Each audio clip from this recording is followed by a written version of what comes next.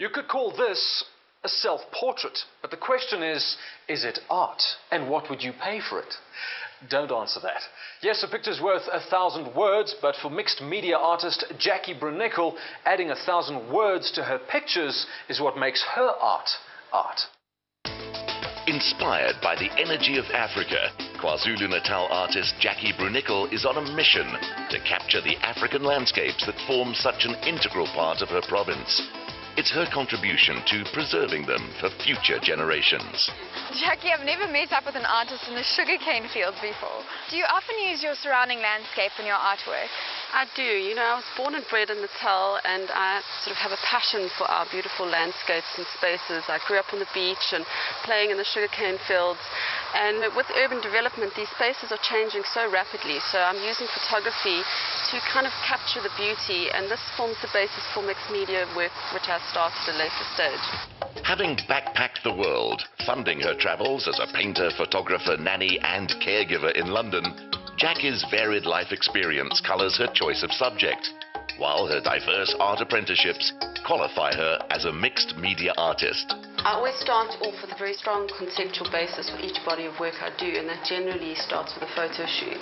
And from there, it's a case of sort of adding different textures and layers and so on.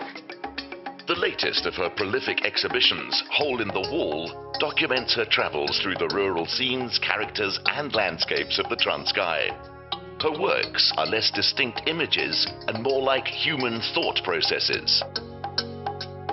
Sometimes I have a very preconceived idea of how I want an image or an artwork to actually look, and other times I work very spontaneously and subconsciously, and you know, then there's other times where I make mistakes and I work over them and sort of patch things up and make them work and so on. And for me, in a way, this is very representational of life and the way that, you know, we go through life either making decisions, and sometimes it's about making mistakes. So it's a cathartic process as well as a journey of self-discovery and all sorts of things.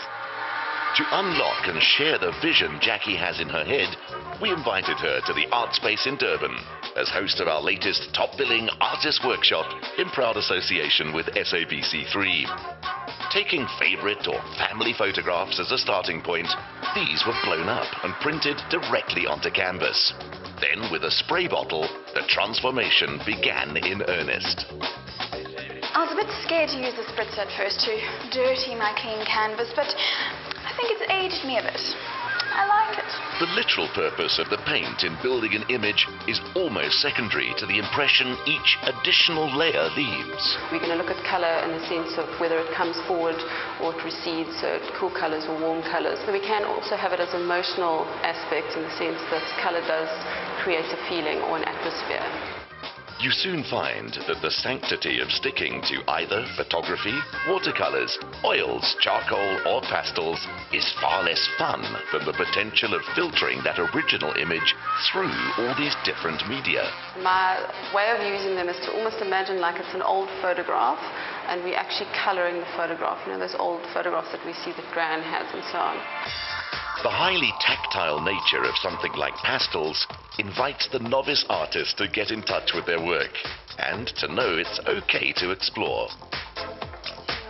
I've been battling to picture in my head how the sunset would look, but I like the way it's coming together now. You know, the different mediums that we've used, you're able to correct whatever damage that you've done, which is good. I'm enjoying it. Jacki is a maestro at seeing potential for new techniques, like taking the patterning of lace and spray painting over it to leave that textured effect. Personal items add to the 3D quality. And the whole process is really about layering, so it's about building up a painting from the beginning to create something at the end. So it's very much about the actual process of working. It's about revealing and concealing, it's about adding layers, adding texture, adding depth, creating sort of a feeling about your painting. I've thoroughly enjoyed today because we use different mediums. The one that stands out the most for me is the shweshwe fabric because it's representative of Lesotho, and this is where the picture was taken.